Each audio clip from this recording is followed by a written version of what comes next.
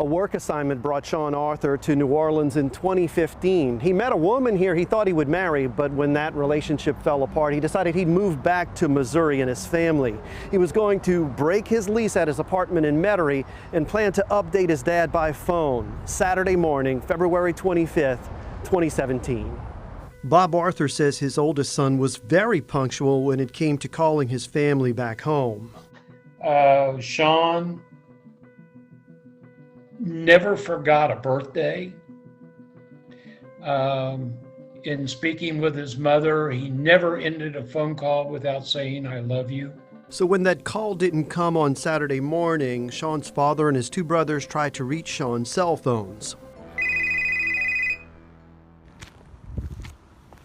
The Arthur said a man answered and told him he found both of Sean's phones here in Lafayette Cemetery number 2.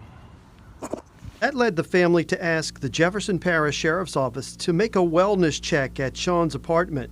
A police report says deputies found Sean's body, half naked on an air mattress, an empty beer bottle near his head, an empty whiskey bottle found on his bathroom vanity.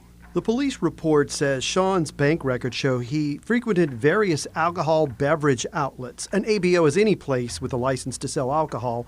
Police do not say in their report how often Sean actually purchased alcohol at these outlets. Detectives also interviewed one of Sean's co-workers. The Arthurs obtained a recording of that interview and shared it with WDSU. In it, the co-worker says Sean didn't drink that much and he never saw Sean take drugs. The Arthurs dispute the detectives' implication that Sean drank so much alcohol, according to the police report. Immediately, they said that Sean was having a drug and alcohol party with multiple people present. And of course, we indicated to him that this was not Sean.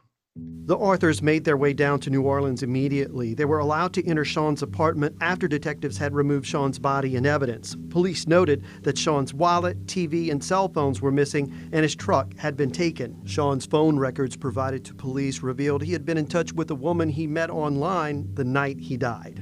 The Arthurs say what they found at Sean's apartment led them to question the JPSO's version of events.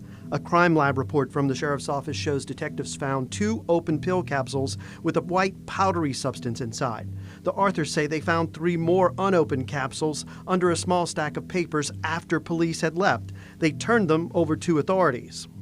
How did they miss the drugs that were laying on the floor when we lifted up the paper? There's capsules right there on the floor.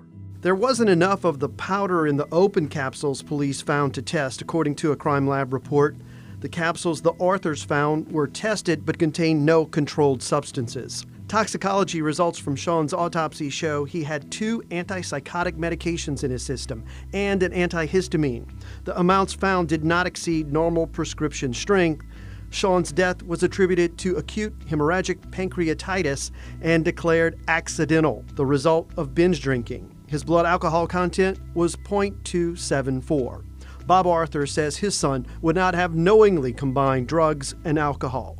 Sean was not a heavy partier at all, in no way, shape, or form. Sean's family provided medical records to detectives that showed his most recent prescription was for Zoloft, which they say he stopped taking months before his death. There's no mention of Zoloft in Sean's autopsy report, but the JPSO wouldn't budge on its explanation of how Sean died, and still hasn't nearly 4 years later.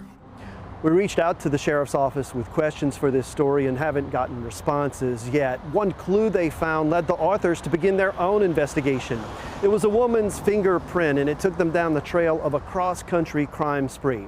We'll follow that path through court documents and jailhouse conversations. That's coming up tomorrow at 6.